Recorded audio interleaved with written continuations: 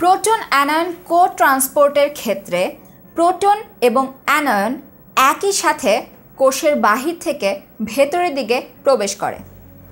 এক্ষেত্রে দেখা যায় যে বাহক হিসেবে কাজ করে কোষের যেই সেল যে মেমব্রেন আছে, সেল মেমব্রেনে যে প্রোটিনগুলো আছে সেগুলো আসলে বাহক হিসেবে কাজ করে। অর্থাৎ প্রোটন অ্যানায়ন কো ট্রান্সপোর্টের ক্ষেত্রে বাহক হিসেবে প্রোটিন যে অণুগুলো সেল মেমব্রেনে আছে, কোষ ঝিল্লিতে আছে, সেগুলো কাজ করছে। এখন এখানে আসলে ঘটনাটা কি ঘটে? ধারণা করা হয় যে সেল মেমব্রেনের ভেতরের দিকে এটিপি ভেঙে যায়। এটিপি ভেঙে গিয়ে শক্তি নির্গত হয়। শক্তি নির্গত হলে আসলে কি হয়? সেই শক্তিটাকে ব্যবহার করে কোষের ভেতরের থেকে যেই H+ আছে সেই H+টাকে বের করে দেওয়া হয় কোষের বাহিরে। এটা যদি হয় আমার কোষের বাহিরের তল বা কোষের বাইরের অংশ, এটা যদি হয় আমার কোষের ভেতরের অংশ, তাহলে দেখা যায় যে H+টাকে সেই শক্তি ব্যয় করে ভেতর থেকে বাহিরে বের করে দেওয়া হচ্ছে। এখন বাহিরে বের করে দিলে আসলে কি হয়? বাহিরে, কোষের বাহিরে তাহলে আমার H+এর পরিমাণ বেড়ে যাচ্ছে। H+এর পরিমাণ বেড়ে যাওয়ার মানে সেখানে আসলে pH পরিবর্তিত হচ্ছে এবং কোষের ভেতরে H+ কমে যাওয়ার কারণে সেখানের pHও পরিবর্তিত হচ্ছে। এখন এই যে pH-এর পরিবর্তন, এই pH-এর পরিবর্তনের কারণে এখানে প্রোটন মোটিভ ফোর্স তৈরি হয়। এই প্রোটন মোটিভ ফোর্স জিনিসটা আসলে কি? প্রোটন মোটিভ ফোর্স তখনই তৈরি হয় যখন কোষের ভেতরে এবং বাহিরে খুব বেশি পরিমাণে একটা পার্থক্য দেখা দেয়।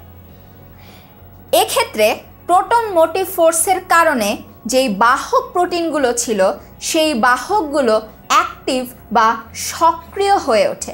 বাহক প্রোটিন সক্রিয় হওয়ার মানে হচ্ছে কোষের বাহির থেকে অ্যানায়ন বা ক্যাটায়ন কোষের ভেতরে প্রবেশ করবে।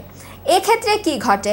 বাহক প্রোটিনগুলো যখনই সক্রিয় হয়ে যায় তখন সে কোষের বাহির থেকে ক্যাটায়নকে টেনে কোষের ভেতরে নিয়ে আসতে থাকে। আবার দেখা যায় যে যেই প্রোটনগুলোকে বের করে দেওয়া হয়েছিল শক্তি ব্যবহার করে, সেই প্রোটনগুলো বাহক প্রোটিনের মাধ্যমে কোষের বাহির থেকে ভেতরে ঢোকার চেষ্টা করে। অর্থাৎ H+গুলো আবার কোষের ভেতরে ফিরে আসতে চায়। কিন্তু এই বাহক প্রোটিনগুলোর মধ্যে দিয়ে যখনই প্রোটনগুলো ভেতরে আসতে চায় তখন তার সাথে সে একটা করে অ্যানায়নও নিয়ে আসে। অ্যানায়নকে যদি আমরা A- দিয়ে প্রকাশ করি তাহলে দেখা যায় যে এই প্রোটনের সাথে সাথে অ্যানায়নগুলো কোষের ভেতরে প্রবেশ করে যাচ্ছে। তো একই সাথে যেহেতু সেটা প্রবেশ করে এজন্য সেটাকে বলা হয় কো ট্রান্সপোর্ট। অর্থাৎ প্রোটন অ্যানায়নের ক্ষেত্রে প্রথমেই এটিপিটা ভেঙে একটা শক্তি নির্গত হবে, যেই শক্তির কারণে কোষের ভেতরের H+টাকে টেনে সে কোষের বাহিরে নিয়ে যাবে এবং এই pH-এর পরিবর্তনের ফলে যেই প্রোটন মোটিভ ফোর্সটা তৈরি হবে সেটা বাহক প্রোটিনটাকে সক্রিয় করে তুলবে। সে সক্রিয় হয়ে ক্যাটায়নগুলোকে খুব সহজে কোষের ভেতরে নিয়ে আসতে থাকবে এবং ক্যাটায়নের সাথে সাথে প্রোটনগুলো কোষের ভেতরে আবার ফেরত আসতে চায়, কিন্তু সে ফেরত আসার সময় একটা করে অ্যানায়নকে তার নিজের সাথে বহন করে নিয়ে আসে। এটাকেই বলা হয় প্রোটন অ্যানায়ন কো ট্রান্সপোর্ট।